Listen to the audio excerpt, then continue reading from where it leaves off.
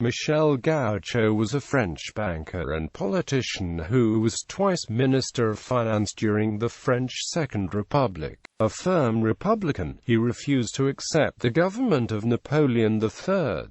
Early years. Michel Goudchaux was born in Nancy, Meurthe, on 18 March 1797, son of Gus and Jacob Goudchaux, a Jewish banker. At an early age he became interested in mathematics, and planned an academic career. However, when his father died, Michel and his two brothers continued the business, which was profitable although never large. In 1825 he moved to Paris to represent the bank, and became involved in liberal opposition circles. Early in 1830 he was one of the founders of Le National, a paper that attacked the regime of Charles X of France. He was injured on a barricade in the July Revolution of 1830.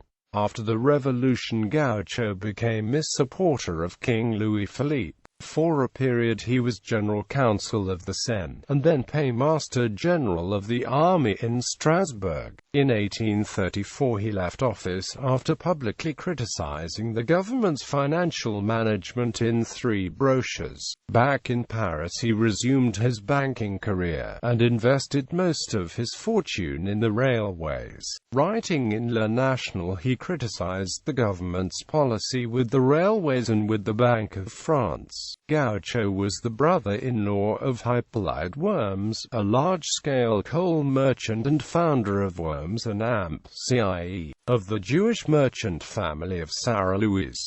He was in favor of free enterprise and competition. In 1847, as banker to an association of producer cooperatives, he made it clear that the members would be expected to compete with each other. First Ministry. Goudchaux was reputed for the strength of his republican principles. Alexis de Tocqueville described him as both a banker and a radical. After the French Revolution of 1848, on the 24th of February, Goudchaux was made finance minister in the cabinet of Dupont de l'Eure. There was some criticism of the appointment based on his religion. However, he was known to be in favor of law and order and skilled in finance, so was expected to reassure business interests. He took emergency measures to resume the collection of taxes, which had been disrupted by the revolution, while promising to arrange for more equitable methods of taxation as soon as possible. He created a discount counter for small businesses and abolished the stamp tax on periodicals.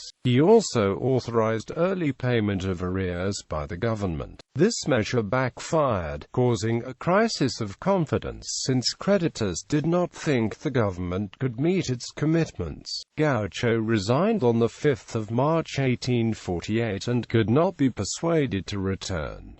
He was succeeded by Louis-Antoine Garnier-Pages.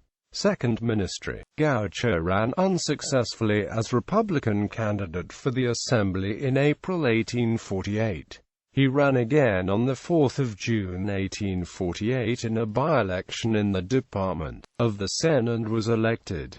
On taking office on 13 June 1848, he was appointed to the Finance Committee of the Assembly. He made a major speech in which he proposed lower indirect taxes, free education to workers and limited subsidies to the national workshops which had been created to provide temporary employment. The June Days uprising from 24 to 26 June was crushed by General Louis-Eugène Cavaignac. Cavaignac formed a ministry on 28 June 1848 in which Goudchaux was made Minister of Finance. Goudchaux immediately proposed to strictly limit the salaries of ministers. He proposed decrees on a loan for the Bank of France, repayment of savings bank deposits, treasury bills and other urgent matters. He supported tax exemptions and loans to assist businesses but was against government bailouts of struggling businesses. On the 22nd of July 1848, Goudchaux presented a statement of the financial situation to the Assembly in which he said there would be a deficit of 209 million. For that year, the budget could be balanced for 1849, but only by restoring taxes that had been abolished too quickly. Goudchaux continued to propose measures to manage finances and participated in constitutional debates. Throughout his ministry he was handed by the representative Creton to provide full details of all financial dealings of the provisional government, where Goudchaux had been Minister of Finance for a few days.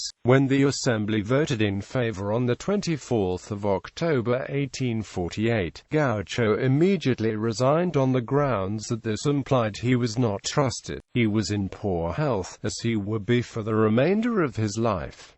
Later career, Goudchaux continued to support the government until it resigned on 10 December 1848 after the election of Louis Napoleon as President of the Republic. After that he opposed the ministry of Odilon Barrett.